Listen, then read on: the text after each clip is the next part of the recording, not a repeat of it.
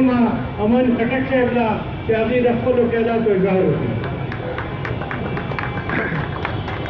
اعوذ بالله من الشیطان الرجیم بسم الله الرحمن الرحیم.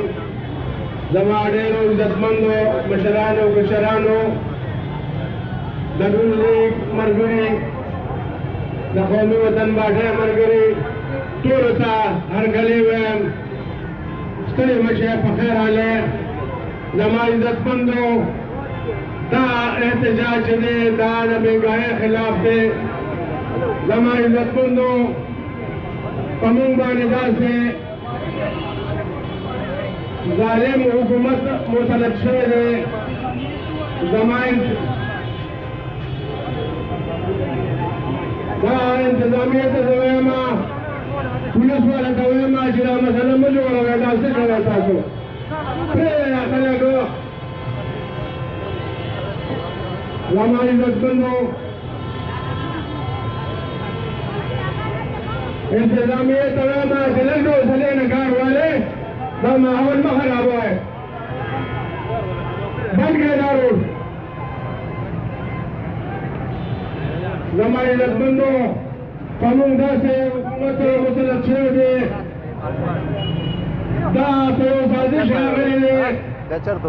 دا یو بین الاقوامي سازش و چې په موږ باندې د کرکټ کھلاړي راوسته. کرکټ کھلاړي د حکومت نه څه خبر دی چې دا حکومت څنګه چلاول غواړي. زما عزتمندو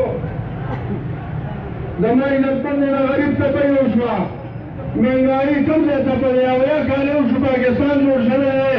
په دې درېو کالو سره پاسه درېو کالو کې چې کومه مهنګایي وله دا په دې اویاو کالو کې نه ورغلې. زما عزتمندو غریب یې تباه کړو. بېګا په خبرو کې وایي چې عمران خان د غریبو ملګری دی. عمران خان د غریبو دشمن دی. زما عزتمندو غریب یې تباه کړو. خو دا به موږ دا حکومت په موږ کوزوي انشاءالله. دا به افسر احمد خان شیرخوا صاحب کوزوي. دا به مولانا صاحب کوزوي. دا به نون لیګ کوزوي. دا به ټول رايوځای کېږي انشاءالله او د دې حکومت او تخته به ورځئ انشاءالله.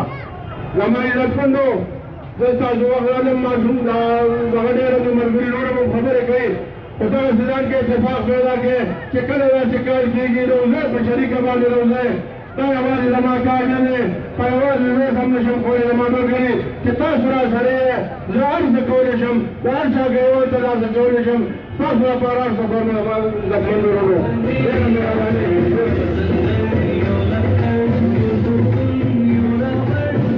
دې غاړې ته چې کوم ملګري ولاد